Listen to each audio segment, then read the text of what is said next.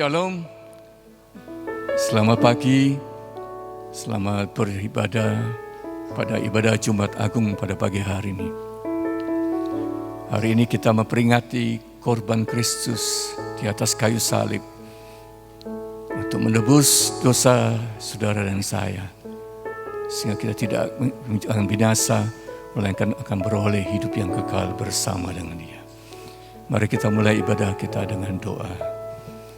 Bapa Surgawi, kami berterima kasih Tuhan buat segala kebaikan dan kemurahan, buat kasih-Mu yang tidak terukur Tuhan. Kasih yang rela memberikan nyawanya berganti kami, mati terpaku di atas kayu salib, agar kami tidak binasa, melainkan kami boleh beroleh hidup yang kekal bersama dengan Engkau. Terima kasih Tuhan, terima kasih. Kami tahu semua itu bukan karena kami layak Tuhan, bukan pula karena kebaikan dan kesalehan kami, tapi semata-mata karena kasih-Mu yang begitu besar. Kasih yang tidak ada bandingannya, kasih yang tidak bersyarat, kasih yang tidak pernah pudar. Terima kasih Tuhan, terima kasih. Oleh karena Tuhan, pada pagi hari ini kami rindu menghampiri-Mu untuk menaikkan ucapan syukur kami, untuk memuji-muji nama-Mu dan menyembah-Mu. Terima kasih Tuhan. Kiranya Roh Kudus yang memimpin ibadah kami dari awal hingga akhirnya. Di dalam nama Tuhan Yesus Kristus, mempelai pria surgawi yang kami kasih, kami sudah berdoa dan mengucap syukur. Haleluya. Amin.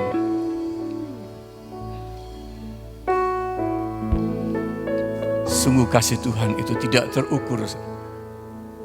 Mungkin ada orang rela berkorban bagi orang yang baik, tapi Dia mati untuk orang yang berdosa, yaitu saudara dan saya. Haleluya.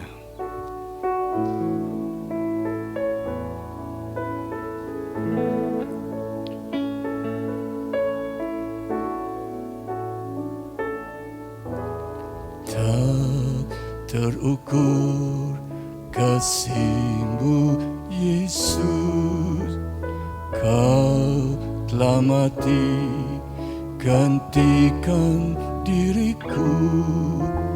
Kau curahkan darah-Mu untuk tebus dosaku.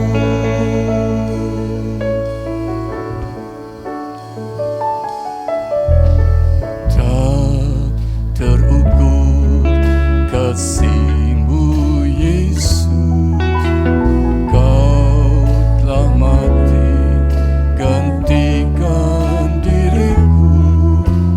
Kau curahkan darah-Mu untuk tebus dosaku. Layaklah Kau Tuhan dipuji dan disembah dengan segenap hatiku. Layaklah Kau Tuhan dipuji dan disembah dengan segenap jiwa ragaku.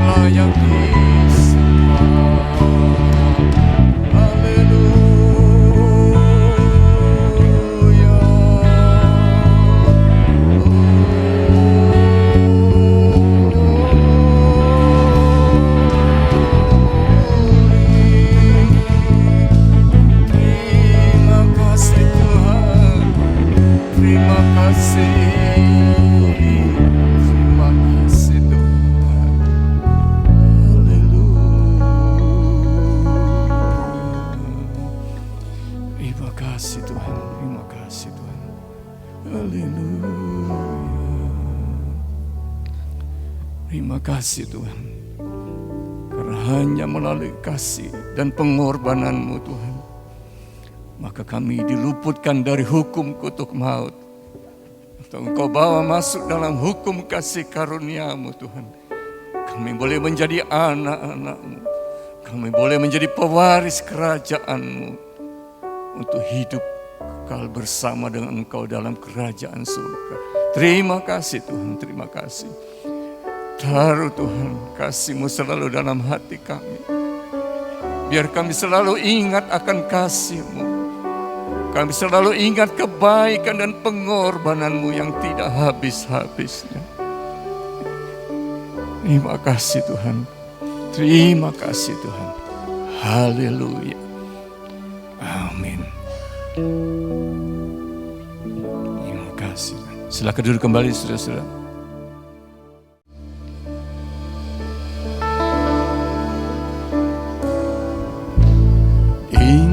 Kasih-Nya, ingat kebaikan-Nya,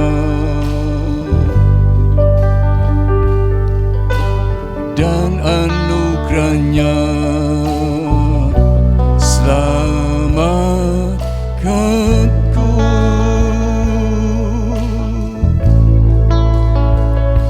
Sebab kasih-Nya setinggi langit, kasih setia Allah pada kita. Besar kasih Allah pada kita.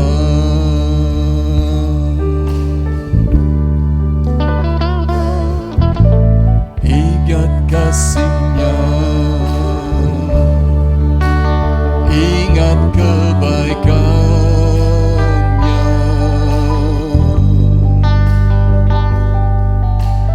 dan anugerah-Nya,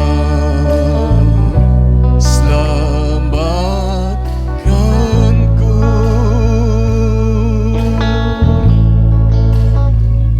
Sebab kasih-Nya setinggi langit, kasih setia Allah pada kita.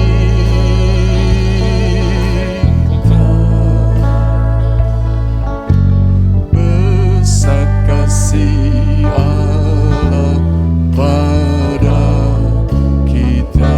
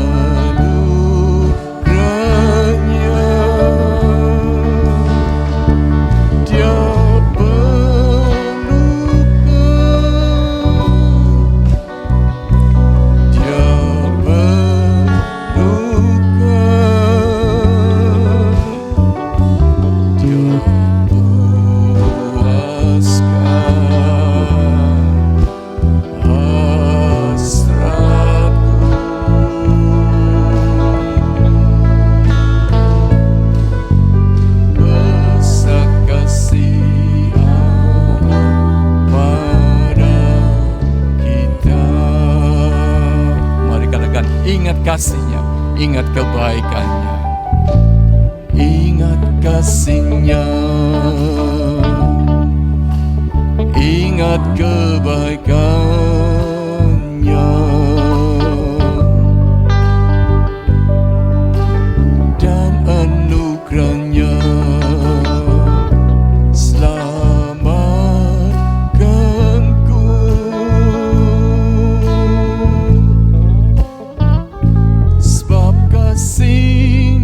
setinggi langit, kasih setia Allah pada kita.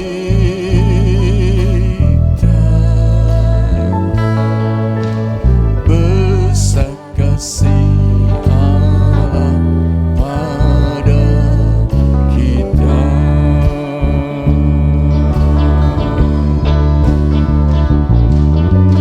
Ku takkan lupa kasih-Nya.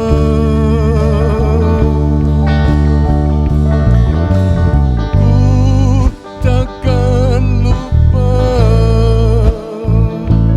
anugerah-Nya.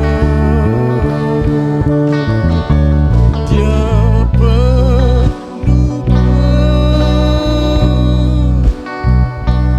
Dia penuhkan, Dia puaskan hasratku.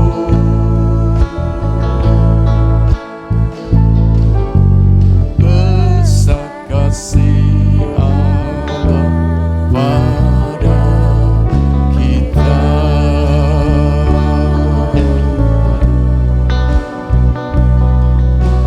Besar kasih Allah pada kita.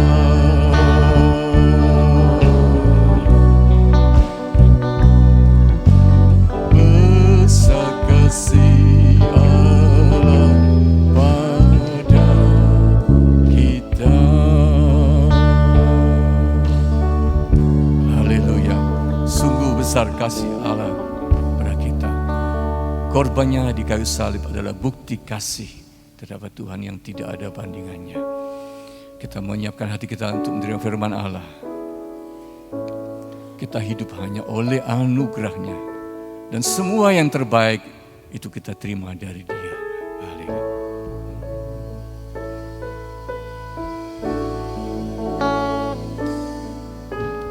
Ku hidup oleh anugerah-Mu, yang terbaik ku terima dari-Mu. Rancangan-Mu indah bagiku, sebab ku hidup selalu di dalam-Mu. Tiada pernah ku meragukan bukti kasih salib-Mu. Kau telah mati gantikan hidupku, sebab itu ku selalu bersyukur. Kasih-Mu memulihkan hidupku, kuasa-Mu membangkitkan rohku. Darah-Mu tak tercurah bagiku,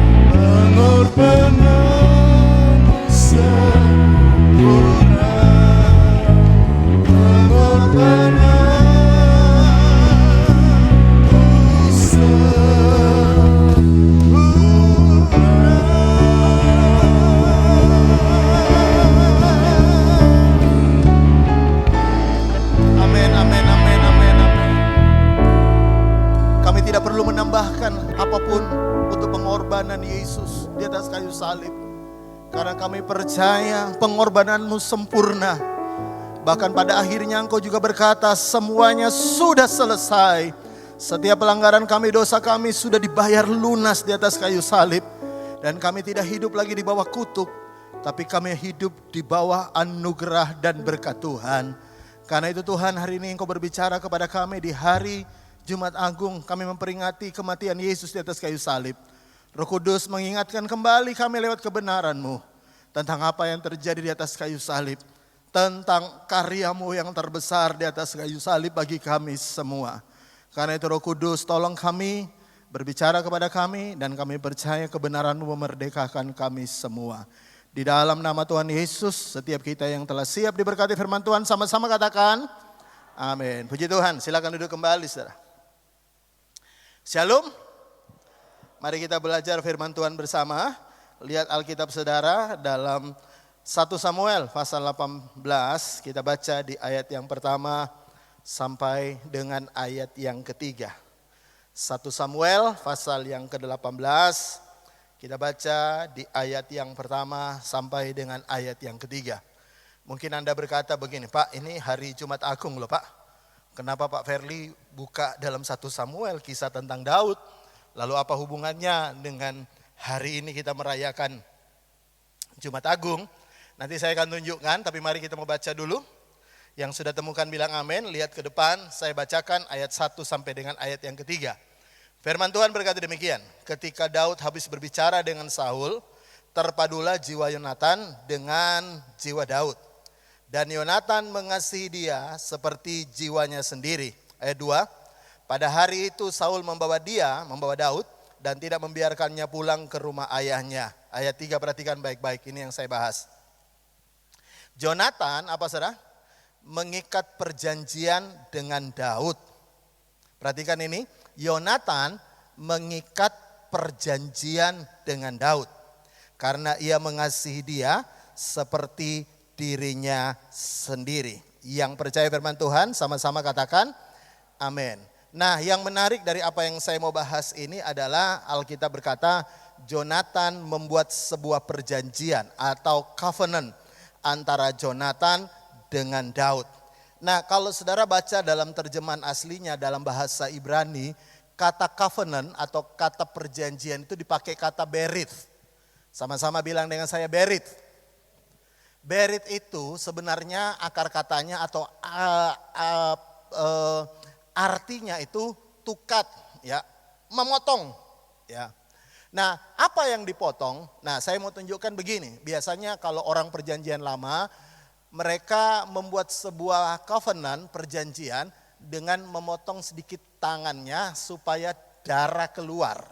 Ya, kalau saudara pernah lihat film-film, misalnya film koboi dengan Indian, betul nggak? Mereka membuat perjanjian damai, biasanya mereka potong sedikit tangannya, lalu mereka taruh darahnya di mangkok, ya. Lalu darah orang yang mereka ingin buat perjanjian pun dipotong dikit, taruh di mangkok, lalu mereka minum sama-sama sebagai tanda perjanjian. Nah, saudara perlu tahu juga bahwa dari dulu Alkitab juga mengatakan bahwa setiap perjanjian itu harus pakai darah untuk supaya mengikatkan atau sebagai meterai. Nah, saya mau kasih contoh dulu kalau saudara baca dalam Alkitab, dalam kitab Keluaran. Lihat sama-sama, kitab Keluaran pasal 24, ayat yang ke-7, Kejadian pasal 24, ayat yang ke-7, ya. Firman Tuhan berkata begini, ya. Diambilnya lah, lihat ini saya sebentar, saya belum ketemu di sini.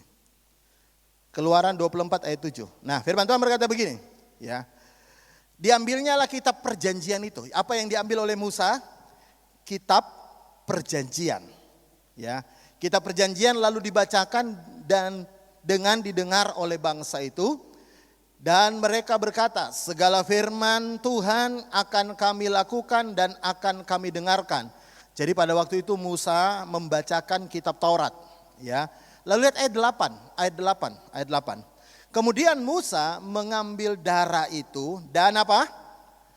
Menyiramkannya pada bangsa itu, kepada orang Israel. Jadi setelah Musa membacakan kitab Taurat perjanjian lama, Alkitab berkata Musa ngambil darah lalu disiram kepada bangsa itu. Dan serta berkata, perhatikan ini perkataan Musa supaya saudara mengerti firman Tuhan. Musa berkata, inilah apa saudara? Darah perjanjian yang diadakan Tuhan dengan kamu berdasarkan segala firman ini. Jadi kalau saudara tahu perjanjian lama atau kitab Taurat itu, Alkitab berkata disahkan ya sebagai sebuah covenant, sebagai sebuah perjanjian. Alkitab berkata disahkan dengan apa? Darah. Itu perjanjian lama. Bahkan kalau saudara mau baca juga dalam statement perjanjian baru, kalau saudara baca dalam Ibrani, ya saya cukup banyak baca Alkitab dulu. Ibrani pasal 18, lihat. Ini cerita tentang ayat yang tadi kita baca itu. Ya, lihat. Dalam Keluaran dikutip kembali dalam Ibrani, hal yang sama. Itulah sebabnya maka perjanjian yang pertama atau perjanjian Taurat itu tidak disahkan tanpa darah, atau dalam bahasa Indonesia sehari-hari dikatakan bahwa perjanjian yang pertama atau perjanjian Taurat atau perjanjian lama pun tidak bisa disahkan kalau nggak ada darah, atau disahkan juga dengan darah, ya. Nah, bahkan kalau ayat 19 tadi itu kutipan dalam Keluaran 24 tadi dikatakan begini dalam ayat 19, ya. Ya, ayat 19 berkata begini. Tadi dalam Ibrani 9 ayat 18.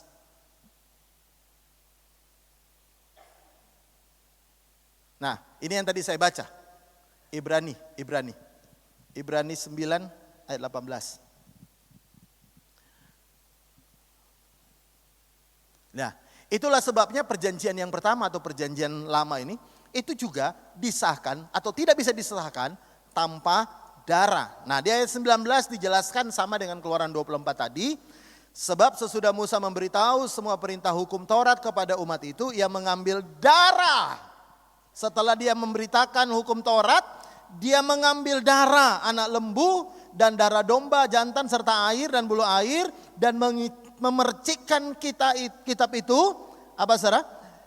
Sendiri dan seluruh umat dipercikkan dengan darah. Dan ayat 20 berkata begini. Sambil berkata, ini darah apa? Perjanjian yang ditetapkan Allah bagi kamu.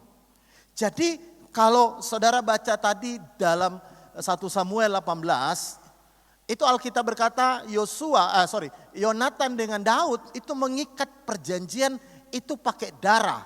Dan perjanjian lama pun untuk diikat sebagai sebuah perjanjian, sebagai sebuah covenant, Alkitab berkata pakai darah. Nah, bagaimana dengan perjanjian baru? Coba buka sama-sama dengan saya. Ada satu ayat yang bagus yang sering kita sebenarnya dengar ketika perjamuan kudus. 1 Korintus pasal 11 ayat 25. Ya. 1 Korintus pasal 11 ayat 25. Nah, firman Tuhan berkata begini. Demikian juga ianya huruf besar. Berarti Tuhan Yesus. Ya, ini dikisahkan kembali oleh Paulus tentang perjamuan kudus. Demikian juga Yesus mengambil cawan sesudah makan lalu berkata, perhatikan apa yang Tuhan Yesus katakan. Yang dikutip kembali oleh Paulus dalam Korintus. Baca sama-sama. Lalu berkata apa? Cawan ini adalah perjanjian baru yang dimeteraikan oleh apa? Oleh darahku. Perbuatlah ini setiap kali kamu meminumnya menjadi peringatan akan aku. Jadi kalau saudara baca konteksnya ini konteks perjamuan kudus. Dan Yesus berkata ini adalah cawan perjanjian baru yang dimeteraikan atau disahkan atau diikat dengan darah Yesus. Ya, kalau diikat dengan darah Yesus berarti perjanjian baru itu dimulai dengan sebuah perjanjian darah antara Yesus yang mati di atas kayu salib untuk kita semua. Karena itu perhatikan baik-baik ya. Kematian Yesus di atas kayu salib yang hari ini kita peringati adalah sebenarnya untuk membuat sebuah perjanjian baru antara kita umat Tuhan dengan Allah Bapa di sorga dengan darah. Ya. Makanya ketika Tuhan membuat sebuah perjanjian, dia tidak bisa dengan ngomong. Ya udah kita buat perjanjian ya, semua manusia diampuni dosanya, semua manusia diselesaikan dosanya. Yesus tidak bisa pakai ngomong, Tuhan tidak bisa pakai ngomong. Karena semua yang namanya perjanjian harus disahkan dengan darah. Saya bisa dengan kata amin. Nah, Alkitab juga berkata ini menjadi sebuah peringatan atau membuat kita ingat akan Tuhan. Nah, hari ini kita perjamuan kudus ya. Nah, khususnya di hari Jumat Agung banyak orang sedih, menangis, ingat bagaimana Yesus dianiaya. Lewat film The Passion kadang-kadang diputar beberapa gereja untuk mengingatkan kita bahwa Yesus itu menderita. Sebenarnya yang Yesus ingin kita ingat itu bukan penderitaannya. Meskipun saya tahu penderitaan Yesus sangat hebat ketika di atas kayu salib.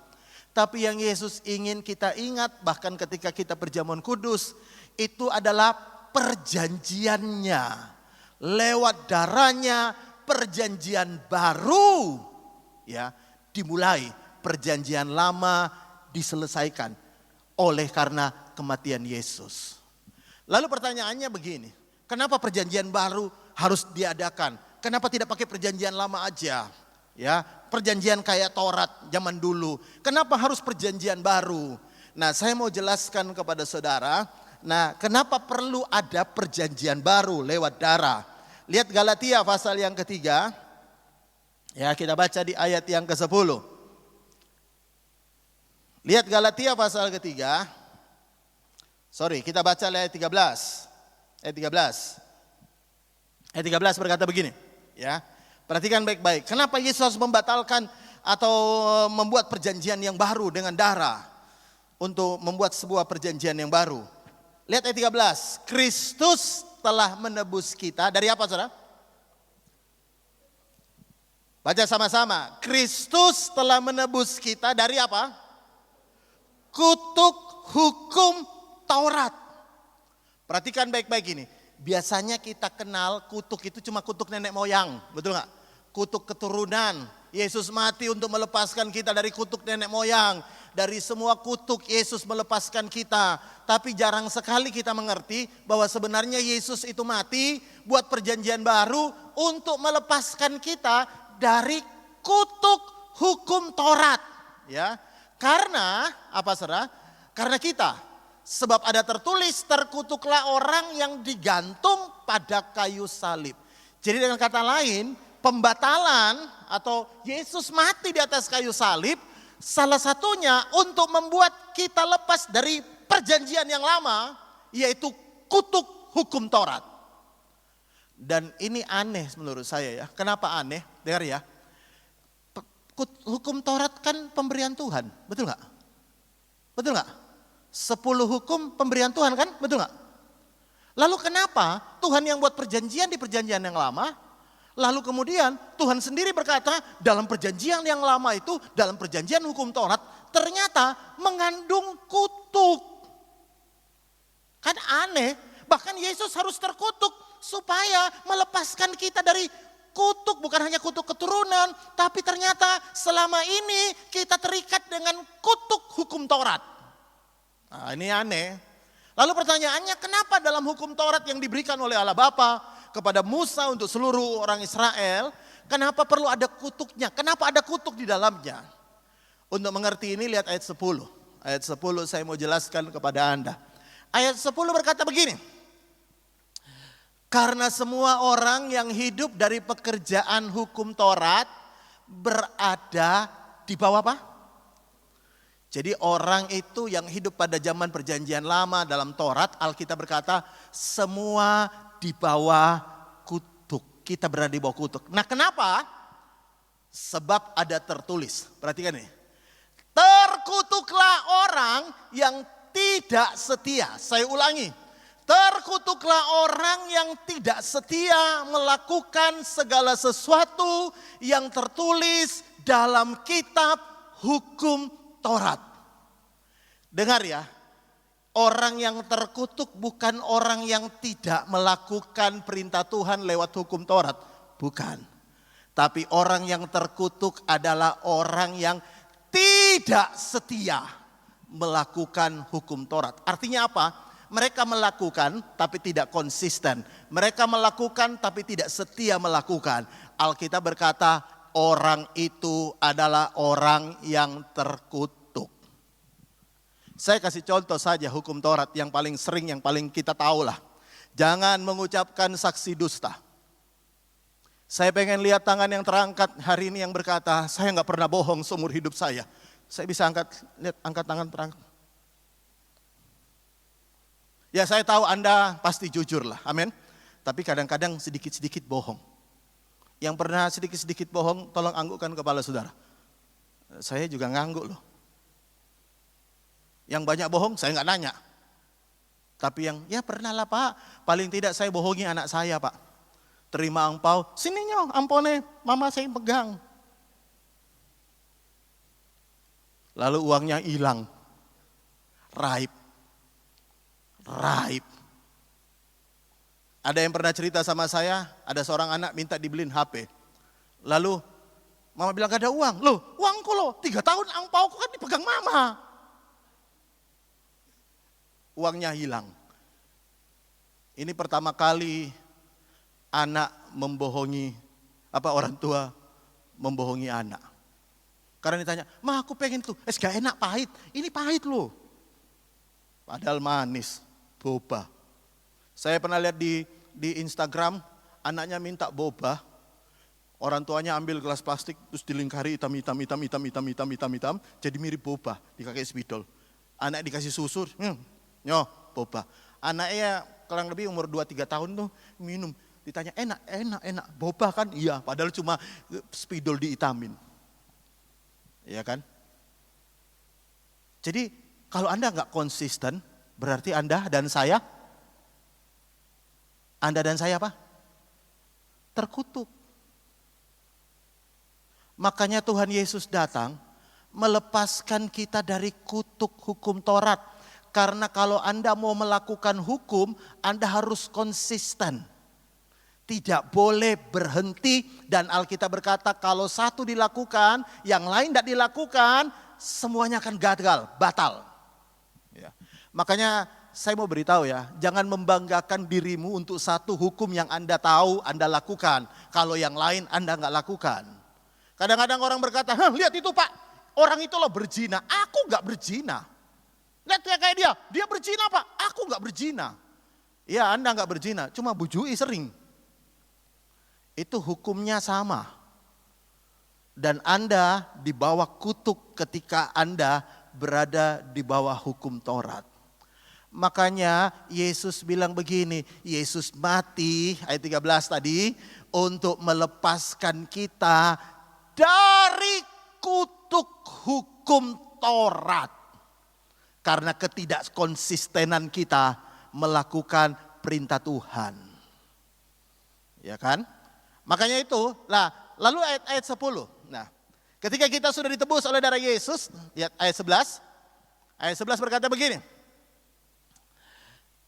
Dan bahwa tidak ada orang dibenarkan di hadapan Allah karena melakukan hukum Taurat. Enggak ada orang benar karena melakukan hukum Taurat, enggak ada.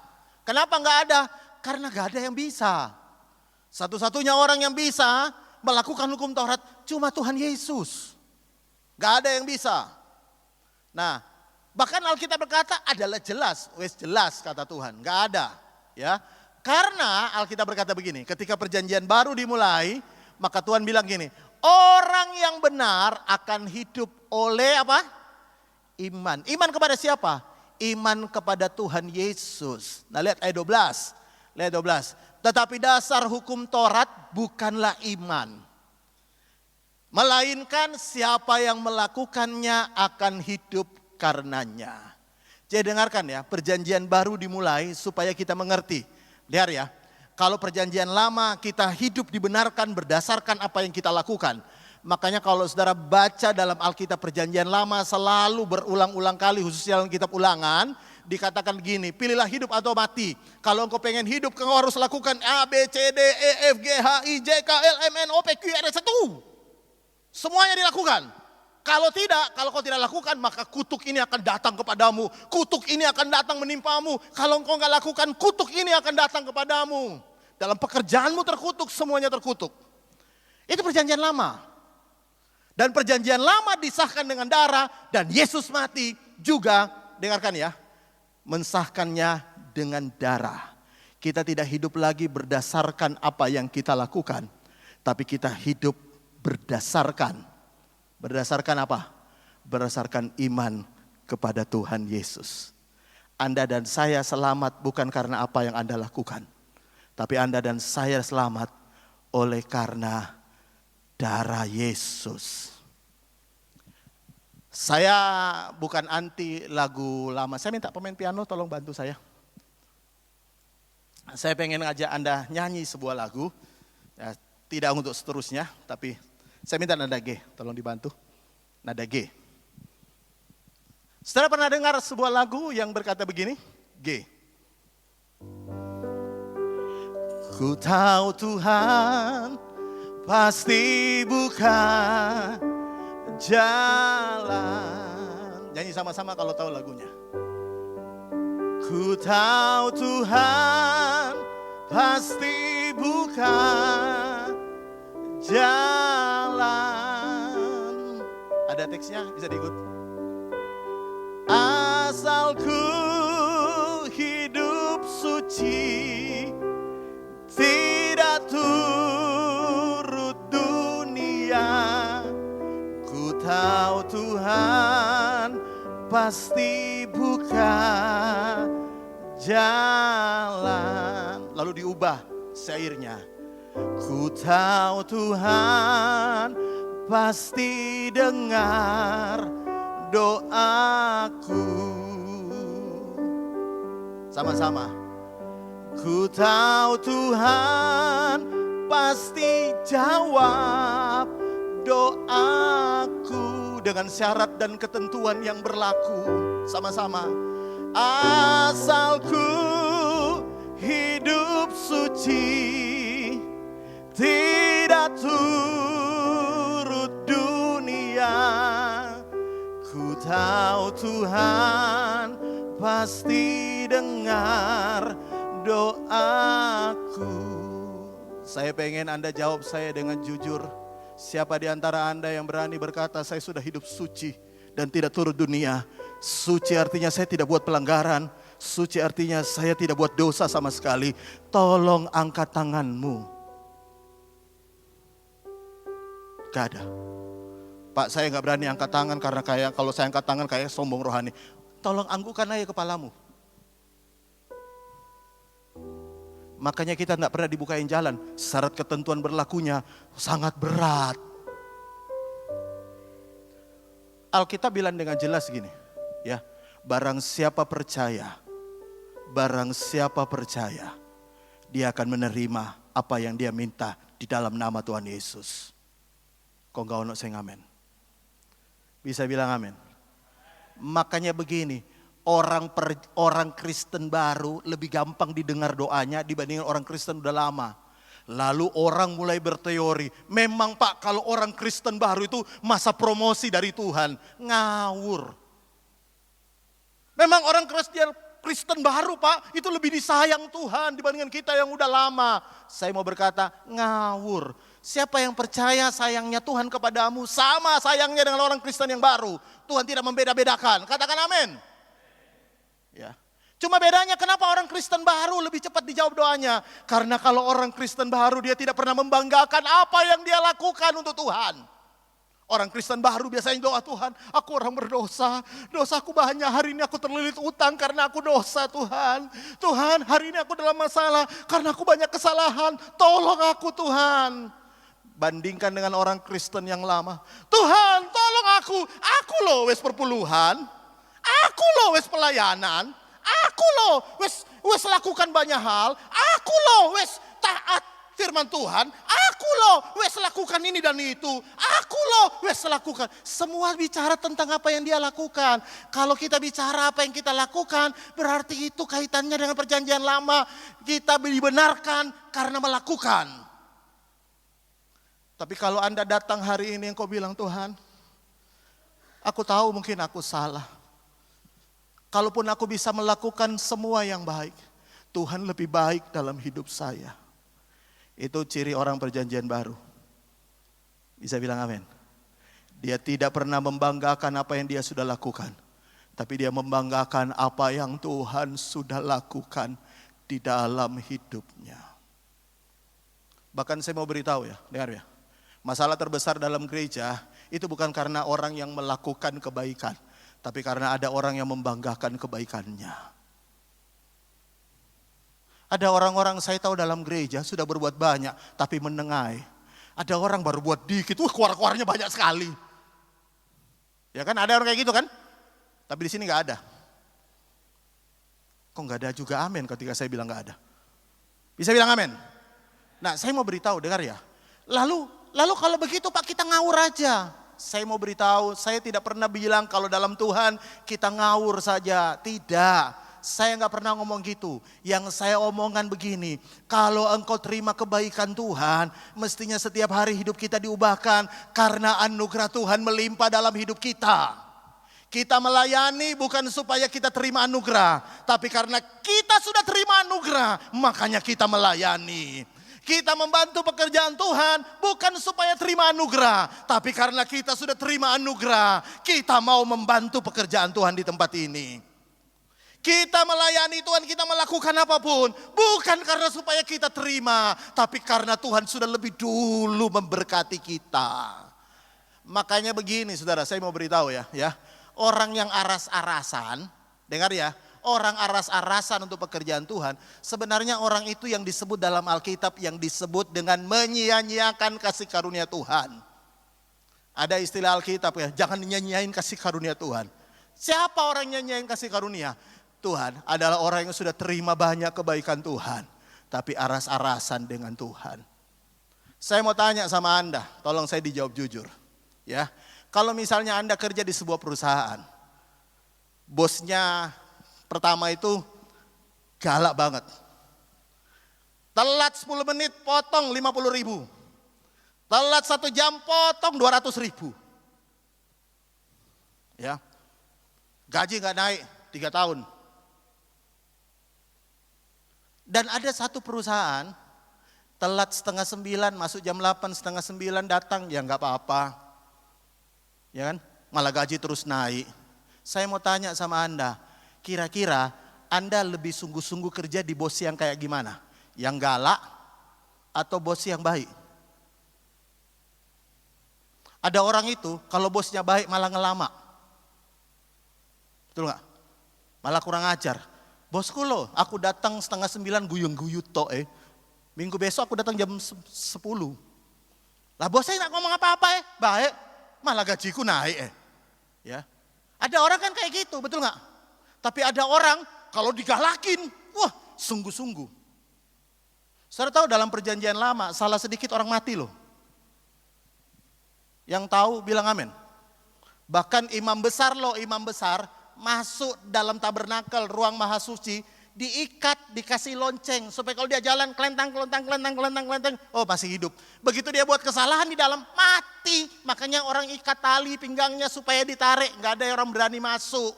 Perjanjian lama itu ganas banget, orang buat salah mati, dirajam. Orang hamil di luar nikah seperti Maria itu harusnya hukum perjanjian lama dirajam batu. Orang kedapatan berzina dirajam batu, itu hukumnya.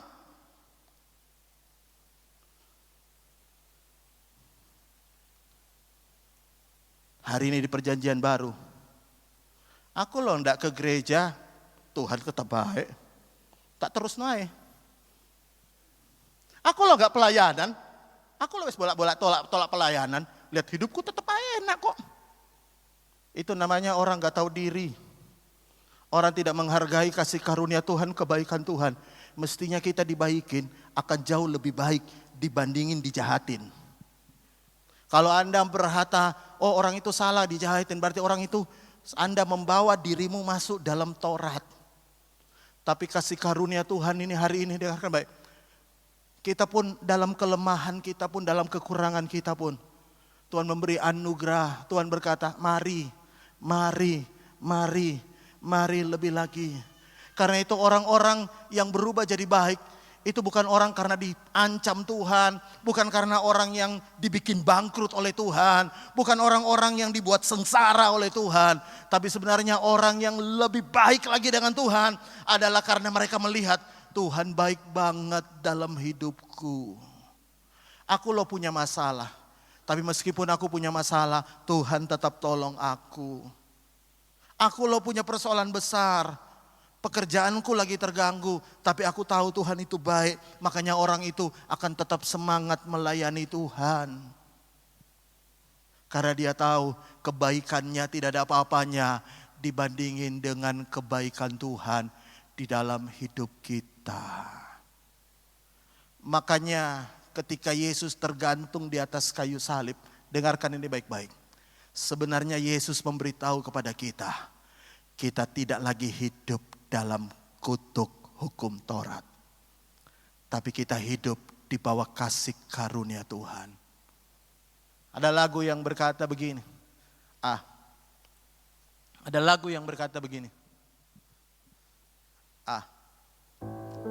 Ku hidup karena anugerah-Mu.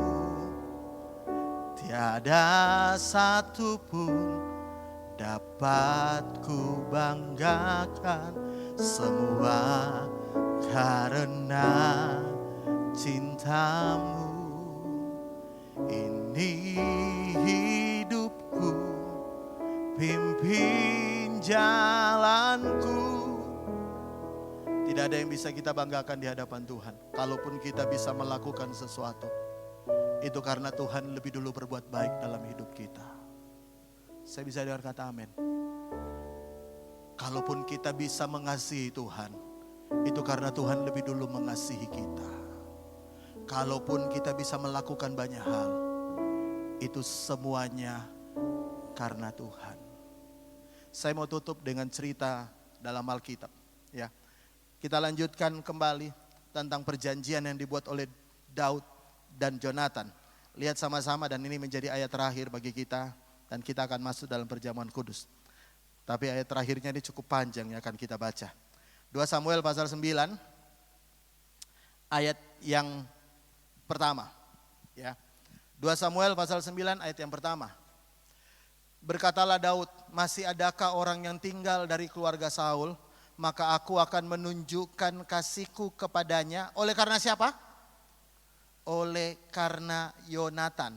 Nah, kalau saudara bisa ngerti ayat ini secara utuh lewat konteksnya, saya mau tunjukin dulu sebelum saya lanjut baca di ayat yang kedua. Lihat ayat yang ke pasal 3 ya. Ayat 1. Pasal 3 ayat 1 berkata begini. Ya. 2 Samuel pasal 3 ayat 1. Peperangan antara keluarga Saul dan keluarga Daud, apa saudara? Berlarut-larut. Jadi dua keluarga ini perang. Itu seperti kisah Romeo and Juliet. Ya. Ini perangnya bukan karena apa-apa, tapi perangnya antara perebutan kerajaan. Jadi keluarga Saul ketika Saul mati nggak terima, mereka masih tetap pengen pegang kerajaan Israel. Sementara Daud dengan orang-orang Yehuda sudah mengangkat Daud menjadi raja. Karena itu perang mereka, perang saudara. Keluarga Daud dan keluarga Saul perang. Nah, kalau dikatakan keluarga perang, keluarga. Berarti suatu saat keluarga Daud ketemu dengan keluarga Saul pasti saling bunuh, betul nggak? Karena namanya keluarga dan keluarga perang. Tapi ketika mereka perang, ini yang Daud lakukan dalam pasal 9. Lihat tadi dari pasal 9. Ya. Lihat dari pasal 9 tadi. Ayat 1. Ya. Jadi Daud malah mencari keturunannya Saul. Dan dia pengen menunjukkan kasih oleh karena siapa? Oleh karena siapa? Oleh karena Jonatan. Nah, lihat ayat 7. Ayat 7. Langsung loncat ayat 7.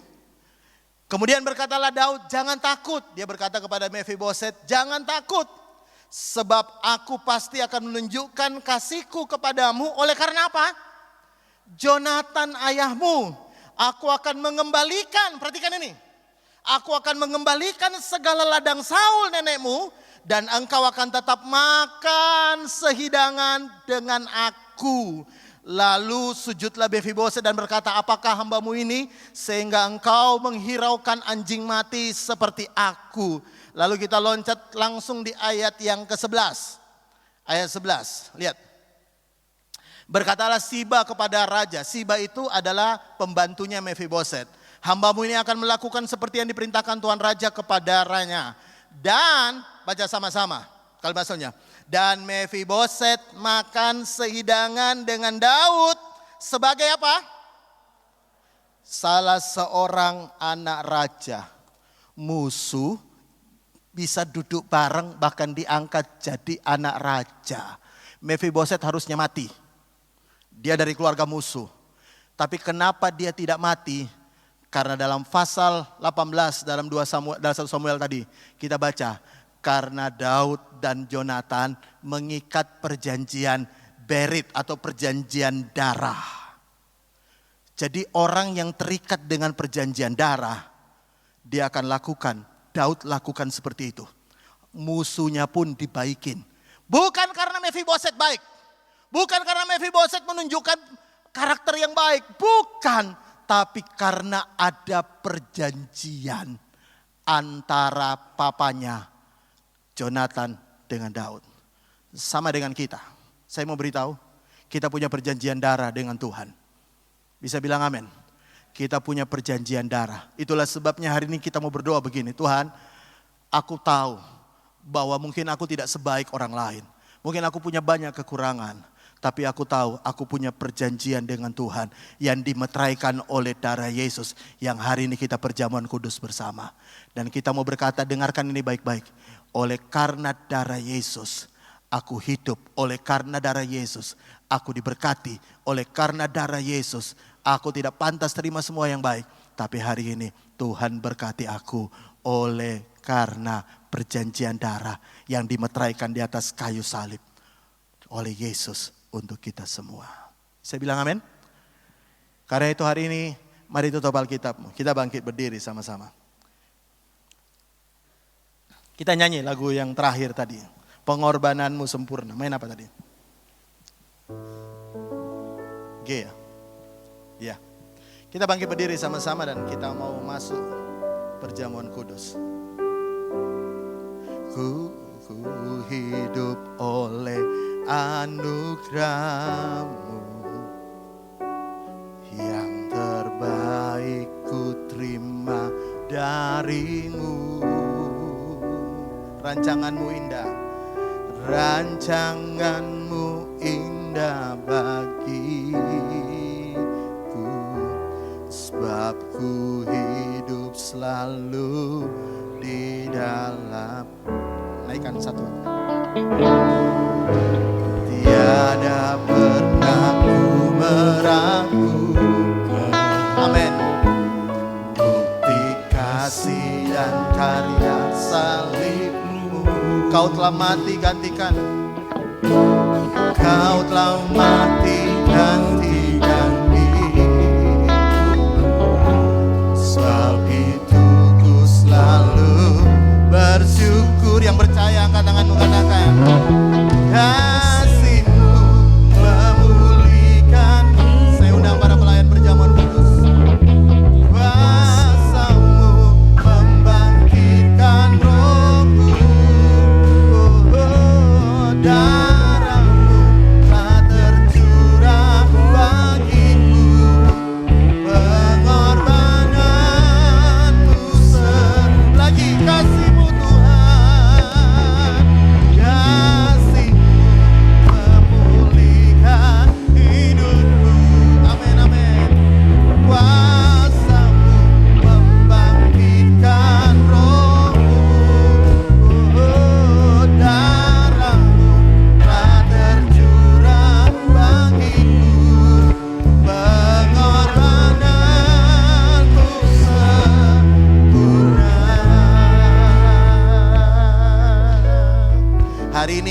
kami diingatkan kembali Tuhan, bahwa setiap kali kami bersekutu dengan tubuh dan darah Yesus, kami diingatkan bahwa ada perjanjian baru yang dimeteraikan oleh darah Yesus untuk hidup kami.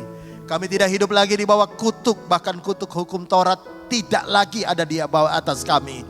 Tapi kami ada di bawah anugerah dan berkat Tuhan. Kami hidup dengan iman dan kami percaya Tuhan, kami diselamatkan bukan karena perbuatan baik kami, tapi kami diselamatkan oleh anugerah Tuhan. Hari ini kami akan terima pemulihan, hari ini akan terima berkat Tuhan, hari ini kami terima kesembuhan, hari ini kami terima semua yang baik di dalam nama Tuhan Yesus, karena perjanjian darah yang Tuhan sudah meteraikan di atas kayu salib bagi kami. Terima kasih Bapak, kuduskan kami semua, layakkan kami semua. Kami siap bersekutu dengan tubuh darah Yesus, dan setiap kita yang telah siap sama-sama katakan amin. Silakan duduk kembali, saudara akan dilayani. Ku hidup oleh anugerah-Mu, amin. Terbaik ku terima dari-Mu, rancangan-Mu indah bagiku, sebab ku hidup selalu di dalam. Oh, tiada pernah. Amin, amin. Bukti kasih dan karya salib-Mu, Kau telah mati gantikan hidup. Sebab itu ku selalu bersyukur. Kasih-Mu memulihkan hidupku. Oh, kuasa-Mu membangkitkan rohku.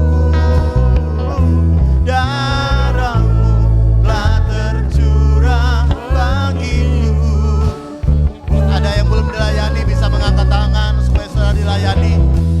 Kalau semua sudah dilayani, mari kita bangkit berdiri sama-sama. Kasih-Mu memulihkan hidupku.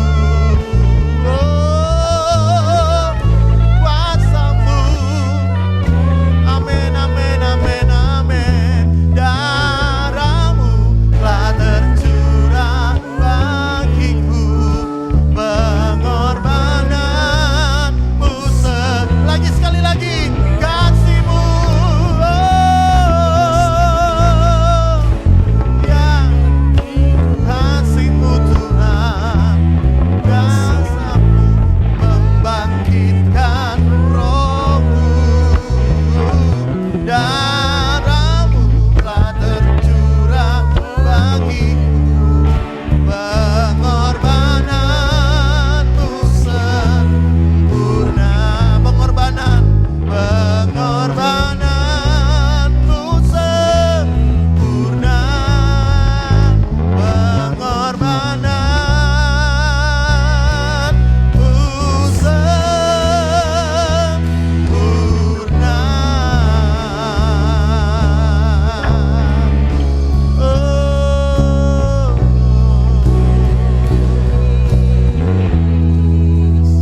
Mari angkat tosti dengan tangan kanan ke atas lebih tinggi dari kepala.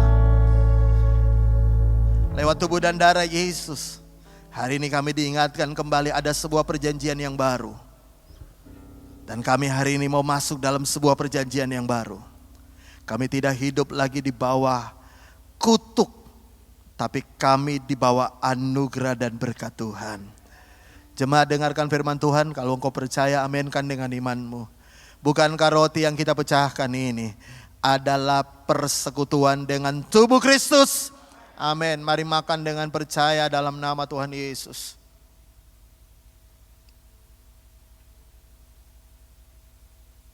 Terima kasih Tuhan.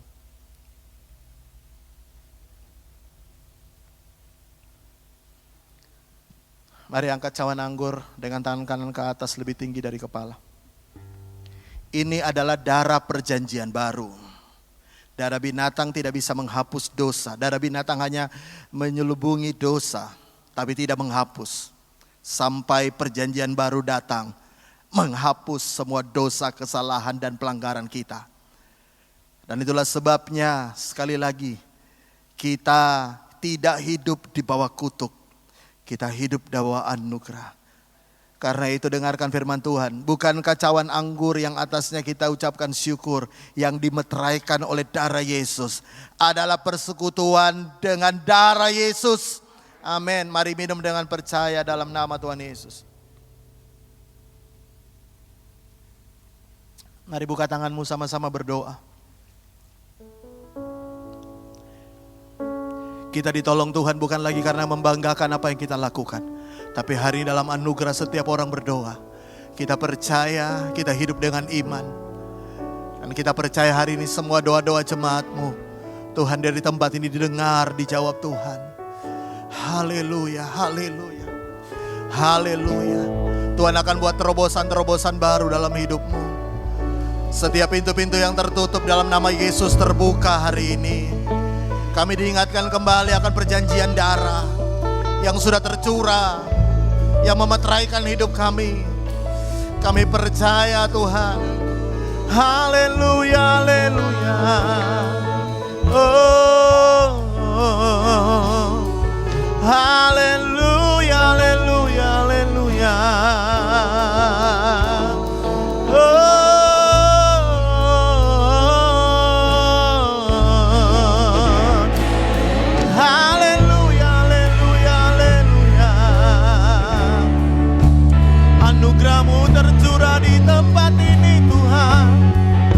Kebaikanmu tercurah di tempat ini.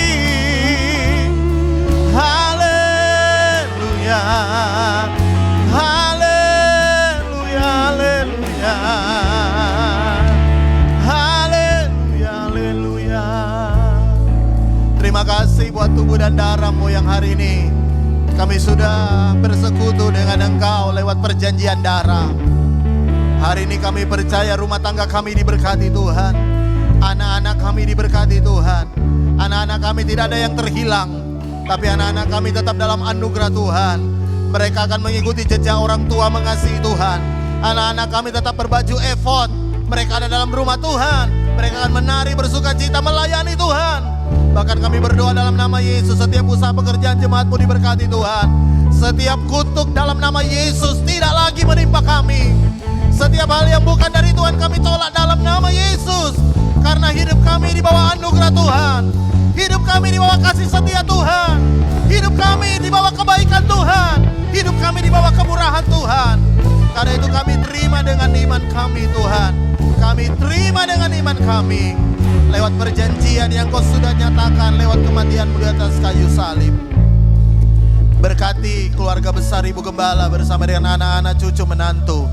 Kami percaya Ibu Gembala sehat diberkati Tuhan.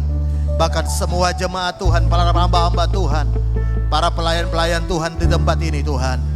Kami berdoa dalam nama Yesus, berkat yang sama tercurah. Kemurahan-Mu akan terus mengejar kami. Kebaikan-Mu akan terus mengejar kami. Kemurahan dan kebajikan akan selalu menyertai hidup kami. Terima kasih Tuhan, meteraikan setiap perkataan firman dengan Roh Kudus. Sehingga ketika kami pulang kami sadar, kami hidup dengan perjanjian darah yang dimeteraikan oleh Yesus di atas kayu salib. Terima kasih Bapa, terima kasih. Dan dalam nama Tuhan Yesus, setiap kita yang percaya hidup kita dalam anugerah Tuhan, sama-sama katakan, amin. Puji Tuhan. Atas nama Gembala dan segenap sidang jemaat, kami mengucapkan terima kasih kepada Bapak Pendeta Ferry Lahai untuk pelayanan pada pagi hari ini. Kiranya untuk segala pelayanan yang dikerjakan beliau, Tuhan yang membalas dengan berkat-Nya yang melimpah. Kita akan mendapat kesempatan untuk membawa persembahan bagi Tuhan.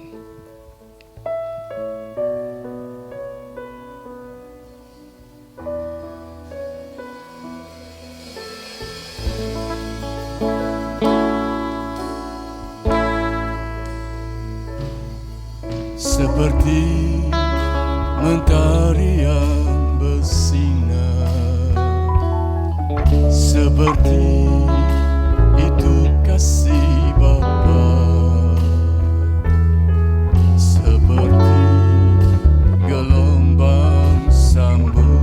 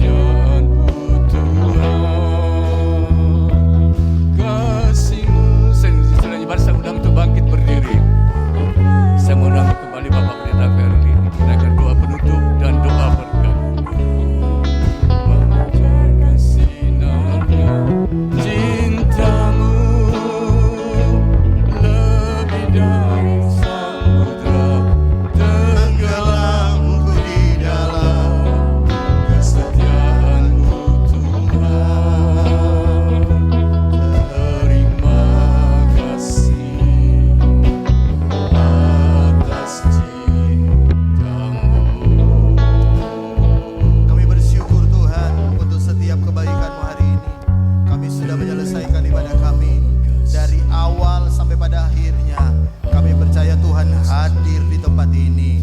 Tuhan memberkati semua jemaat Tuhan yang sudah hadir. Setiap nyanyian pujian kami sudah naik di hadapan Tuhan dan dikuduskan oleh darah Yesus menjadi persembahan nyanyian pujian yang berkenan di hadapan Tuhan. Setiap persembahan jemaatmu sudah naik di hadapan Tuhan, dikuduskan oleh darah Yesus menjadi persembahan yang menyukakan hati Tuhan. Berkati usaha pekerjaan jemaatmu Tuhan, yang buka toko-tokonya diberkati, yang berdagang dagangannya diberkati, yang berusaha dalam bentuk usaha apapun, Tuhan berkati usaha mereka. Bahkan yang bekerja secara profesional, Tuhan naikkan jabatannya, Tuhan naikkan gajinya dalam nama Tuhan Yesus. Sehingga semua jemaat Tuhan tidak ada yang kekurangan, tapi semua jemaat Tuhan diberkati berlimpah dan jadi berkat buat gereja di tempat ini dan jadi berkat buat banyak orang. Terima kasih Bapa, terima kasih. Teman-teman kami yang tidak sempat hadir karena alasan apapun, Tuhan tolong mereka, biar minggu yang akan datang mereka juga boleh hadir beribadah bersama dengan kami, menikmati kemurahan Tuhan. Terima kasih Bapak. Kami mau pulang, mari buka tanganmu sama-sama.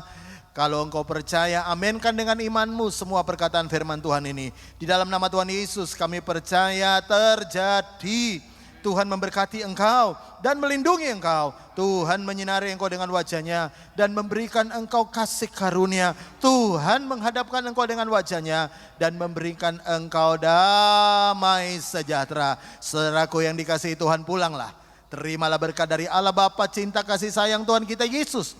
Persekutuan dengan Allah Roh Kudus akan terus menyertai, memimpin, memelihara hidup kita. Sampai Maranatha, Tuhan Yesus menjemput kita di awan-awan.